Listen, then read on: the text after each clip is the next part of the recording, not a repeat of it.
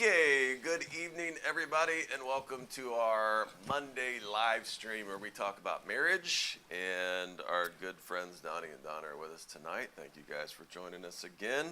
If you're following along with us in the book, we're in chapter 3, and we're working through the questions. We're only doing part of those actually in the live stream, but if you're following along in the book, hopefully you're doing the work, because I know my wife is putting in a lot of work. She's nailing this thing. You didn't even tell me what we were doing this week. Oh, here we go. The excuses start again. Okay, so this week, our passage to read came out of Galatians chapter 5, and that's the passage about like fruit of the Spirit. So like it compares like the works of the flesh versus fruit of the Spirit. You know, love, joy, peace, patience, kindness, goodness, self-control. Against these things there is no law. And then there was a bunch of questions about those. So I just want to cover 3 of them tonight with these guys. The first, and I actually changed the questions slightly from the book. So I just abbreviated some of the questions. So first question was this that I wanted to cover is, in what ways are you tempted to be self-centered rather than serving your spouse? In what ways are you tempted to be self-centered rather than serving your spouse? What would you say, darling, to that? I would say the biggest struggle I have with being self-centered rather than serving you would be just doing things my way around the house, or like in my mind. What's a good example of that? In my mind, there's always a more efficient way to do something. Let's go over what happened yesterday when I was cleaning the pool. I don't think we have enough time for the backstory for. Let's just go over what you Okay. said. Let's just go over what you said, Grumpy Pants. Let's do it. Okay. I'm ready. So I'm cleaning the pool, Yeah. out there doing my thing, unprompted. Okay. Wow. Oh boy. And then what? And then I what? already know And then why what did you you say? made that eye Right. thing. I don't remember my exact words, but I think I said something like, "Hey, you know that all that stuff's just gonna blow back into the pool." That is not even close to the tone you took. You said, "What did you say?" Not the tone. It was probably a little more snippy than I intended it come out. However, Is that a good example though? That like you like things done a certain way. no, that's not a good example, because the reason why I had a tone was because I've asked you to do it or clean the pool for like a long time. And Is there so- somebody at the door? Do I need to go get that? No. Okay, so what would be a good example of okay, you let me like think having certain about things the this. way you want? Like, typically in the mornings, you help get the boys dressed or pack the boys' lunch while I'm getting ready. And Okay. so I would, like, sometimes he won't check the sizes on the boys' clothes since they're pretty close in size. So This is a good one of them example. will have a 3T and he's like 5T, so his shorts will be like, Too short. yeah, he'll look ridiculous. Or He looks fine to he'll me. like he Basically, won't I dress the match. kids and then she redresses the kids before we leave the house. That's awesome. You know what I'm saying? I packed their lunch, she repacks. No, I don't repack. I just like add more snacks. Like, And I'm always like, why am I doing anything? it's like one juice for you and one cracker for you. Enjoy your Okay, lunch. you've had your piece. You have. What So about I would what say about that's a you good guys? Next example. What question. ways are you tempted to be self-centered? What would you say? You. What would you say? Well, ours happened today, not yesterday. It was almost carbon copy. I'm So like, when they I don't have a get pool that, to clean. it's like, yeah, I'll just, why bother? Okay. Why bother? Or, okay, my timing's not necessarily your timing, Right. And if I say, hey, I'm going to do that tomorrow or the next day, I've got a lot of tomorrow things to do, Me too. Me too. The list is long for tomorrow. The levels of importance Okay. and Like, what do you mean? other Like, things. when you get like a request from your wife, you prioritize it, and then there's a problem, or like, Well, or she sometimes prioritizes it, and that's a problem for you. Or you- I don't know that she prioritizes it. She just, I don't know. For months. For, Okay, sometimes we can be a little slow on the pickup, right? I mean, the list is long. There's of things to do. A lot of There stuff is to a do. We lot- have a lot of there stuff to is- do. There is a lot to It's do. a never-ending list. She used to make a list. Like, it used to be like a honey-do list. Like, there was 7 or 8, 10 things on the list, and I'm like, okay, we're not going to get that done this weekend, but okay, you know. I actually had 2.5 pages I need from when I another- retired. I said, please make, And your pen ran out of ink? Yeah. Is that what- please make me a list Okay. of what you would like me to accomplish and then prioritize them so I can start working on But it. now you're retired. There's no reason you can't get this done. Yeah, I need a list. I'll give you Because a list. I'm retired. I want to fish. I want to go do those fun things. Okay. But I also have to do all the other things. And being retired, I mean, I found that we're staying more busy now than we ever were. I don't realize how we All my retired accomplish friends things, say or the we same get to thing. do They do? things. We get to do things that we wouldn't ordinarily do. Like we go to our grandkids' baseball games on Tuesdays, Thursdays, and Saturdays. Yeah, it's pretty cool. Wonderful. Yeah, it's pretty Don't cool. have to worry about getting up and going to work or having Yeah. a uniform ready. So just priorities of list, and then selective hearing, I guess, I'm told I have. What would you say? In what way are you tempted to be self-centered? Well, I don't know if I kind of twisted this answer, but I feel like I don't, number one, like to be so dependent on him to do something. Like, Okay. I want to use the dang screwdriver so that picture I wanted hung 5 years ago gets hung. You know, I want to know how to do that stuff, so I'm just not. So then, I don't know, my self-centeredness, I guess, is just kind of like, I thought you were relating that answer or that response to your freedom. You didn't feel free because. oh, because the chapter was about freedom. It was a little bit. So we did do our So homework I and was like discuss. saying, gotcha, I was I like gotcha. saying, you know, I don't feel free in some areas because like I literally can't or don't know how to do something. Okay. But if you would like get me going, then I'll keep doing it because I really want it done, you know. Right. But so I guess that's why the answer was along the line of freedom. And then I'm depending on him to do it, and I don't want to depend on him to do everything that I want done. I would love to be able to do some of it. I tend to probably. Don't you? I mean, this is probably fair. I mean, I try to be pretty balanced, but I think if I get out of balance, my usual self-centered thing is, I'll be like, "Hey, I'm going to do this." Like it's an announcement, not like a, "Hey, let's discuss what's about to happen this weekend." Like it's like, "Hey, I'm going to do this with the guys, or this with the kids, or this with that," and she'll be like, "Uh-huh, yeah." Is that fair? Yeah, yeah. You always do that. You've always done that. Yeah, I'd be like, hey, in part because of the way we function, her personality is, I know where she's going to be at the weekend. In the house, on the couch, like in her own time, right? She's not planning to leave. She has no plans. She's a homebody, right? So I kind of assume, like, hey, you're going to be home, so I'm making plans. And sometimes it's with the kids, sometimes it's the, friends or whatever. But I have to work on like, okay, hey, listen, like even today we said, what's your schedule like this week? You were like, hey, okay, this day, and I was like, oh, I got a wedding, blah, blah. We're trying to work out schedule for the whole week, because I kind of just go, well, the world revolves around Mike, so here we go. You know what I mean? I can be assuming in that way, so I've had to work on that. Is that fair? Yeah. But I'll cancel. Like if she gives me any crap, I'll just be like, okay, fine. I canceled this weekend. Supposed to go watch the fight with Mike. She's like, okay, I'm out. Done. Not going.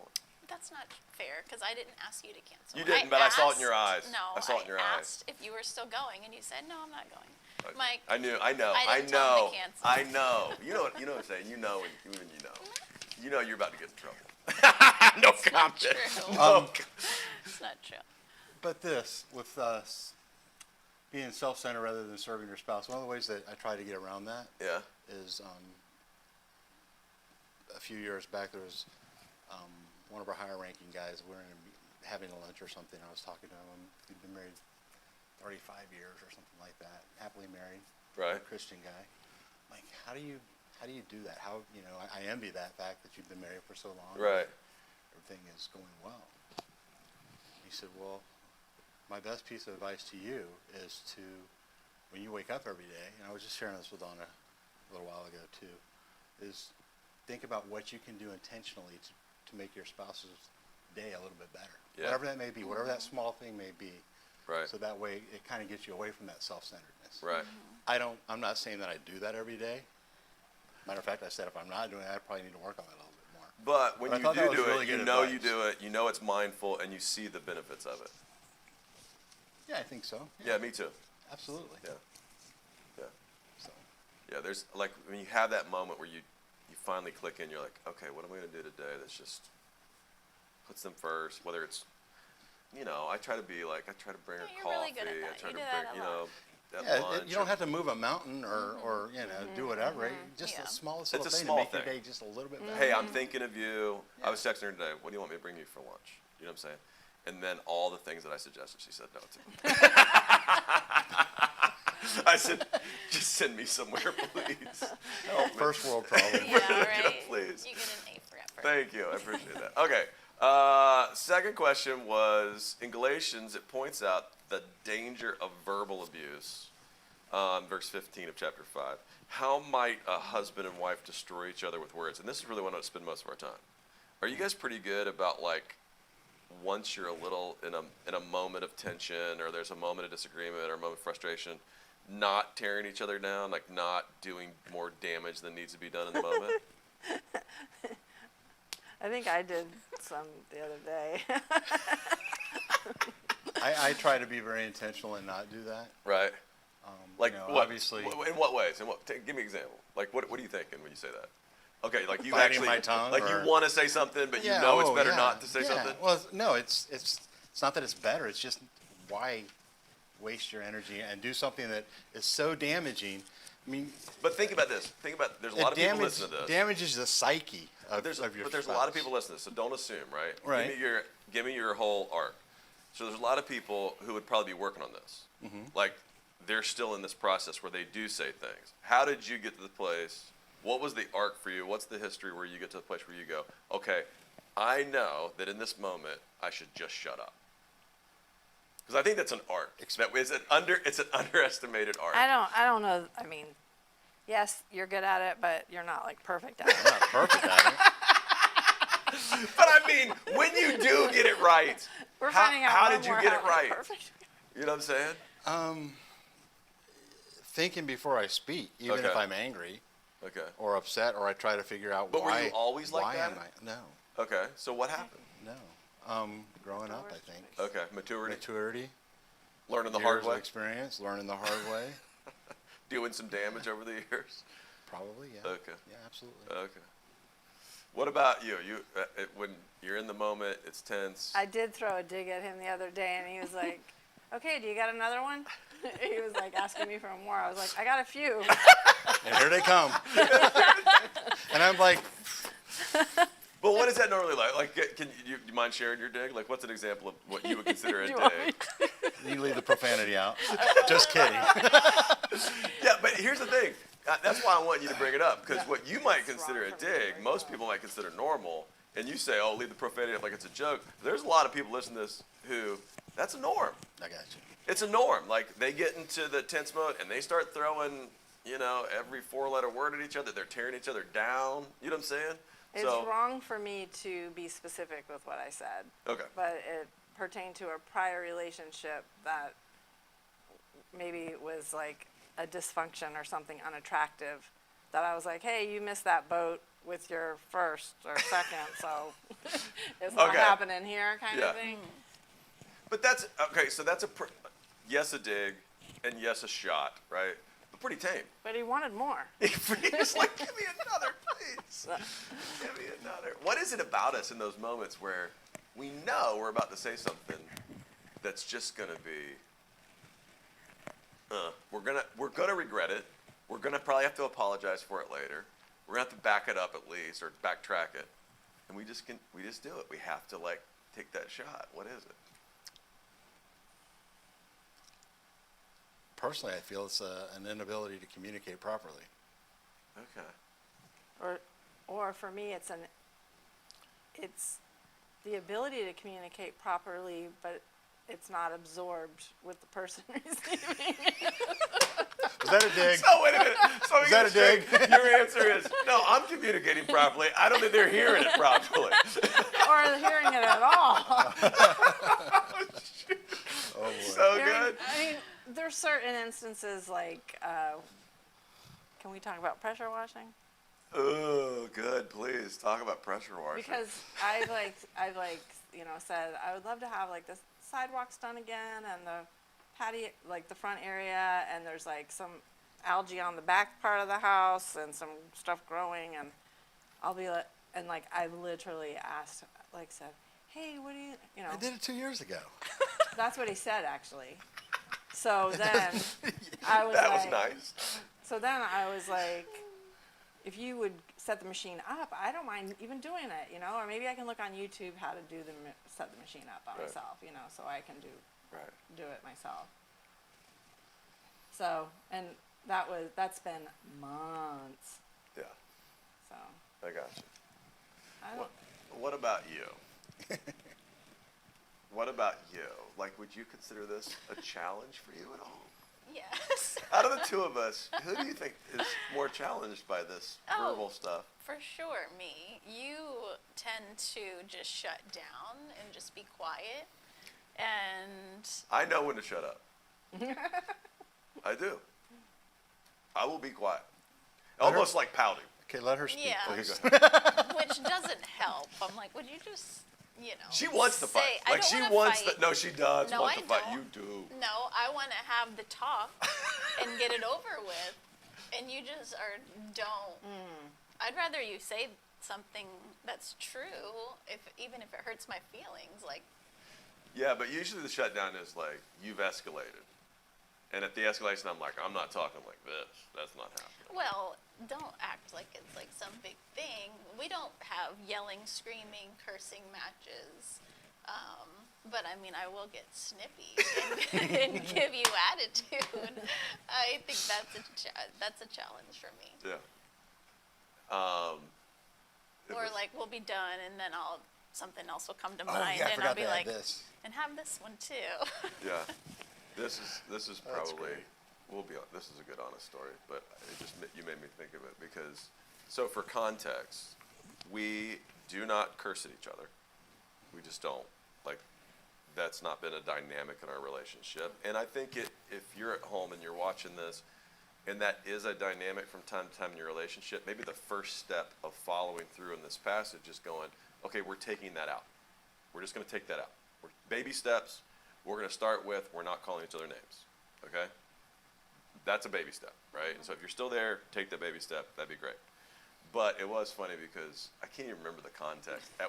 We've been married 10 years, and at one point, I was saying something sarcastic, like I normally can be, just poking and prodding and just, come on, like, emotionally or verbally. And she was like, she said something in the sense of like, what did you say? Like, I did don't you remember say? what story are you telling said- right now? Which time? She said something to the extent of like, probably don't be an a-hole. And I was like, did you just call me? Yeah, I did say that. And she was like, no. I said, don't be one. And I was like, sounded like you were saying.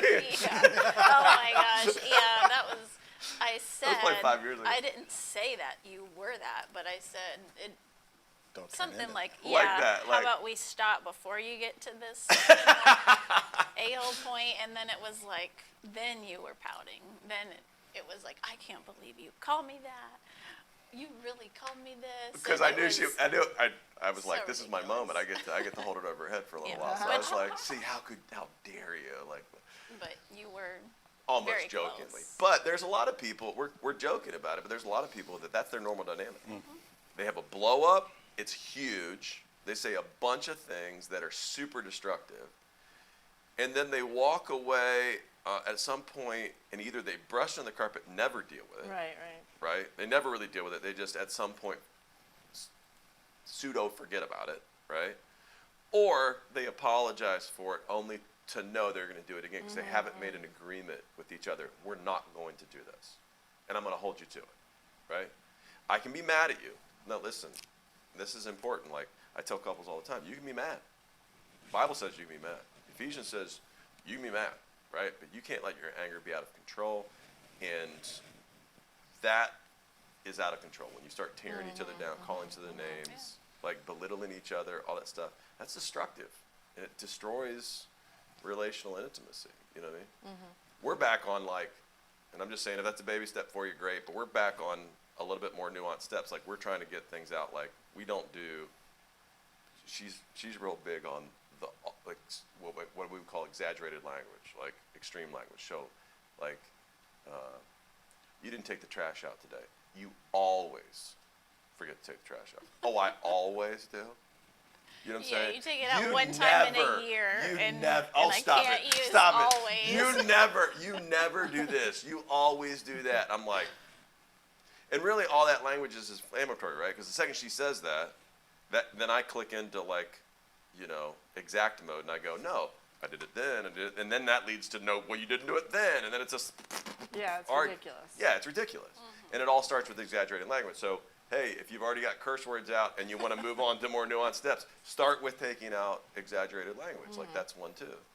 I think your illustration is bringing up the past, right? And I have a lot of couples deal with that.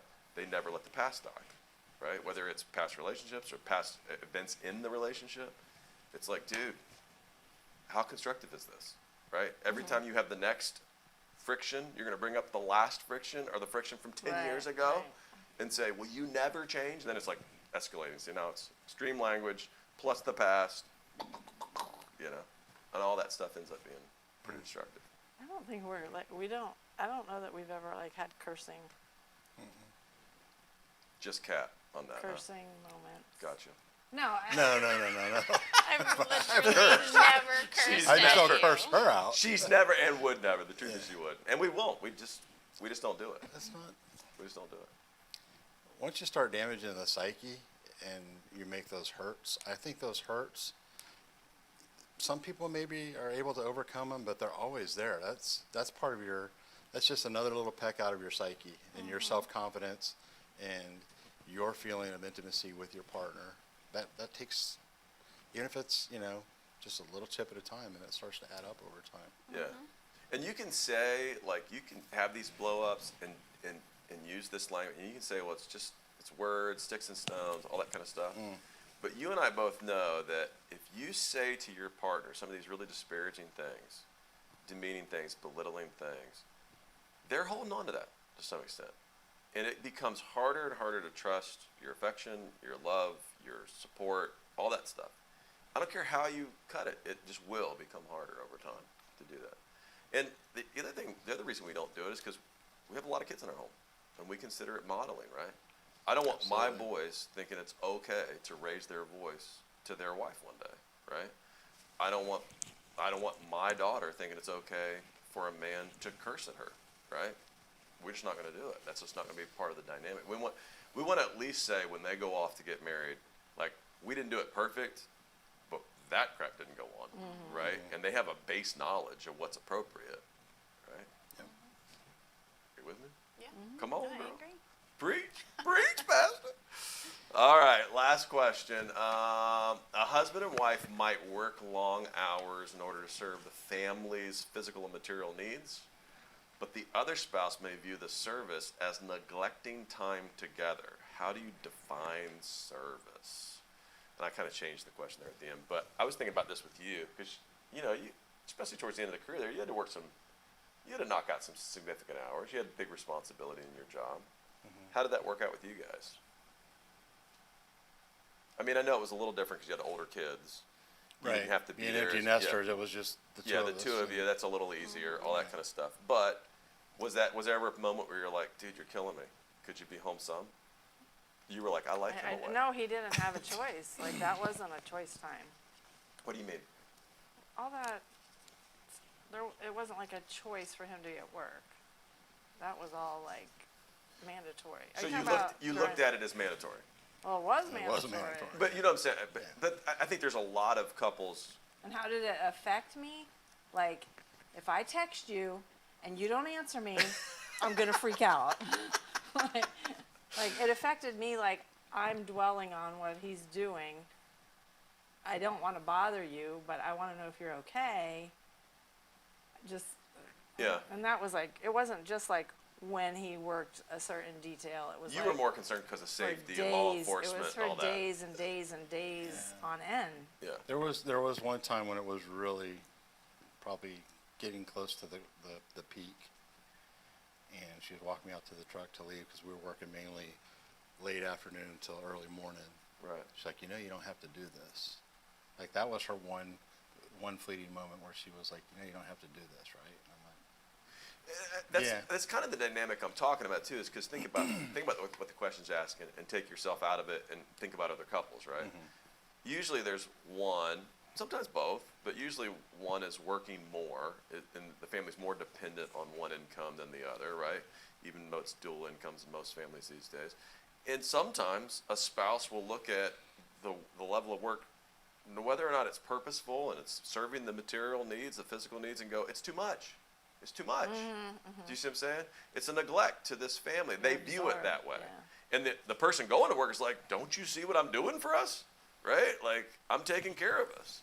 And the other person's going, yeah, but at what cost? Right? And so what's that balance? You know what I'm saying? How do you get, Just, well, that's why you hear so many couples like, they have a date night or, every Right. Thursday they do something, or at least a couple. We can, so we've managed. Let me ask you guys that. okay. Knowing that you get called all hours of the night and day to do all kinds of different things. Yeah, that's a tough You're- one for us. I mean, I was on call 24/7. Yeah. My phone didn't ring probably anywhere near as much as yours did, thankfully. But No, it's How a you fair guys deal with question. It's that's been a tougher one for us because I look at it as like, hey, what we're doing here for this community and what we're doing here with this church is purposeful, and also it provides for our home. That's how we sustain ourselves, right? And I think sometimes it would be fair. Would it be fair to say? I want to speak for you. She would be like, okay. It's the church and then our family sometimes. You know what I'm saying? It's just a lot of, it can feel like I can go into work thinking, look what I'm doing to provide, and she can look at it as like, at what cost? Does that make sense? Yeah, I think that's definitely accurate, and I think you view everything with the church as work, necessary, when someone on the outside would look at that and be like, yeah, that's not necessary. You're choosing that. And a perfect example, I told you that the other day. I said, one of these things has to go. Right. Like Monday night study, Wednesday night Bible study, and then you do a Wednesday night small group, and then you do Sunday. There's literally no one else that can volunteer to lead a Wednesday night Bible study. Like, Right. you're still doing that? At what cost? I'm not She was angry, venting. She was but venting. there's nothing more important than time with our kids. We're never going to get that back. And so there's a lot of things that the church is still going to be here. Our kids at this age are not. And so I think finding that balance where, yeah, it is our job and our career and lifestyle, but I'm not sacrificing my kids' memories of their dad at this, here all the time. Right. They need to There's have you. Think about this for the couples that are listening too, because there's got to be a lot of couples out there that this is a hard thing. It's hard to find that balance, right? Because there's a lot of dads that are probably listening to this going, yeah, but okay, we have a certain lifestyle. We have a certain level of like income that we need, debt thresholds and all these things. And I'm trying to juggle all this. It's real, right? There's real physical needs. There's real material issues that we've got to deal with. And then I feel like I'm coming home and I'm doing all this out of service for the family. And I'm coming home and I'm hearing you're neglecting the family. And it's tough. Like there's this like, back and forth, and it can be really, I just think it's an interesting question because it comes in the context of Galatians 5, where it talks about service as a good thing, but sometimes what you think of service can be a bad thing, right? And so where's the balance? And everybody's opinion, that's different, How do we find that balance? How do we continue to you just get to decide? Well, from just our experience, I can't speak for anyone else, but what I've learned is there's different seasons. So there's a lot of busy seasons. There's, sometimes of the year where you're doing a wedding every weekend. I mean, there's been years where you've done weddings on our anniversary and birthdays and everything. And then there's slow seasons. And so I think we're really intentional in the slow seasons to Focus on each other. limit the distractions. Yeah. When the kids, summers are a big time for us with the kids, and on breaks we are really intentional Yeah. about that. And like with my stuff, I mean, I'm doing school right now, and so it's been a really busy time for me. And you've had to kind of take over some of the Saturdays with the kids. yeah. when you were So I'm just more intentional on the times, when we are home. So I don't know. I think that's a great advice to couples too, and I don't know if you had to do this at some level, but I think that's great advice is that, and maybe the dynamic with you at the end before you retired was the light at the end of the tunnel. It's like, hey, there's a lot going on right now, but I know we're about to be in a different season. And I think I think couples got to know that too. It's like, hey, there may be a startup time from a business or a vocation. There may be a school time that's a season that's tough.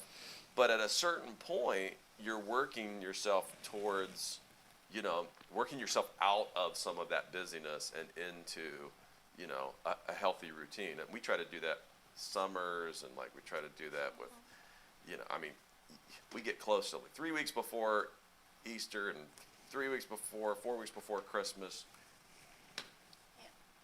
Cat's like, see you in a I'll month. see See you you in in a the new month. year. You know what I'm saying? It's like, see you in a month. You know what I'm Yeah. saying? And it's like, okay, I get it. But then we kind of, when we get that other time, those times when we're on downer summer and then after the holidays, we're usually very like, okay, everybody go away. We're going to spend, Make up for it. yeah, we kind of make up. There's an ebb and a flow to it. But I think that's good advice for couples that are listening. I think that's a tough question, and it's tough to find that balance. Well, I think too, for a lot of couples, what you were talking about with the example of whether it's the husband or wife being the breadwinner and coming home, we're trying to do this or this debt threshold. We've also worked really hard to get finances to a certain extent, and I think that's a big struggle for a lot of not just young couples, but just from, I mean, you do a lot of counseling. If you're living at a certain financial level and you've done that to yourself by your car, the choices of cars you drive, the debt you take, if going out to eat constantly, like You That- you almost tell yourself you have to, right? You start this lifestyle that takes a very extreme amount of, it takes a very intentional amount of finances to cover that lifestyle. And then you tell yourself, well, I have to do it. right, that's a choice. You don't have to do that. You know what I'm saying? And so we talk a lot about internally with us, and I talk a lot about counseling, like, hey, you have to, or have you started a lifestyle that you're just trying to keep up with? Right, Do right. you know what I'm saying? Yeah. Like, you can step back from this, and we've stepped back. I mean, even this year, like, the perfect example is our bathroom desperately needs to be addressed. We've got all this stuff going on in our master bathroom that just needs to be addressed. So we went down and we got our HELOC, and we're ready to do this bathroom remodel. And I just look at her before we pull the trigger, and I go, we've paid off all this debt. Do we really want to get back into debt? Does this have to happen right now? And she goes, well, no. And I said, can we just pray about this for 6 months? Like, can we just take a little bit of time? And I'm not saying we won't do it, but can we step back from this before we jump in? Because when the debt's not there, when you don't feel that sense of the last 2 days of the pay period going, oh my gosh, you just feel such a relief. You know what I'm saying, as a couple. And so we've just stepped back a lot. We've stepped back, whether it's new cars or whether it's stuff with the house or whether it's kids stuff. We just step back and go, okay, we don't really need that. Sometimes that takes a lot of the pressure off. It brings you a lot of peace. Yeah, because you're telling yourself, I got to go out there and get this dollar to keep up with this lifestyle. So I have to be, and you're telling yourself you're serving the family, but are you? That's the question. Like, are you? Or are you really just missing the whole season of the kid's life that you weren't there for? Yeah, unfortunately, I saw that a lot in my line of work with a lot of the younger guys. Yeah. They work their 40 hours a week. Then And they're then- detailing. They were working details they could do. think it was 22 or 24 hours in addition to their 40 a week. Wow. Wow. So there were some guys, I'm like, Burning 60 hours, 70 the hours only a week. requirement was you had to have 8 hours of rest between your off-duty shift, Right. or your detail, and your regular shift. Wow. But They these- lived in, they slept in a fancy house. Yeah. Yeah. Well, who are you yeah, doing exactly. that So for? they, Yeah. these young people are buying these $400,000 or $500,000 houses. They're 25, 26 years old. I'm like, okay, that probably wasn't the wisest decision Yeah. to Yeah. make. But Yeah. and you You buy a try $250,000 to- yeah. house, you're driving cars with, BMWs with leases that are $600 a piece, and then you're going, Why am I just so having money troubles. stressed? right. I gotta work We're all so the stressed. time. I'm struggling. I'm Yeah. struggling. I'm like, are you, or did we choose something that's not really attainable? So, Yeah. all right, that's about as far as we can take it for today. I love the idea of coming back around, and maybe we can discuss this on the thread, on whether it's on Facebook or YouTube, and talk about some of the more nuanced ways that we can take out disparaging language from a relationship. I think it's toxic, and I hope it inspires you to look at it in your relationship, and maybe like how you spending your money, how you dedicating your time. I think it'd be good. I hope it prompts some discussion at home for you guys, and we'll see you next week. You guys are out next week, but I think yeah. Juan and you, you're going to join us next week. Oh, that'll be fun. Oh, good. Okay. We're kicking you guys out. You guys, where are you going on Perfect. vacation? I'm taking my parents back to Illinois. She'll be here. Oh, nice. All right. All right. See you later. Love you, mean it.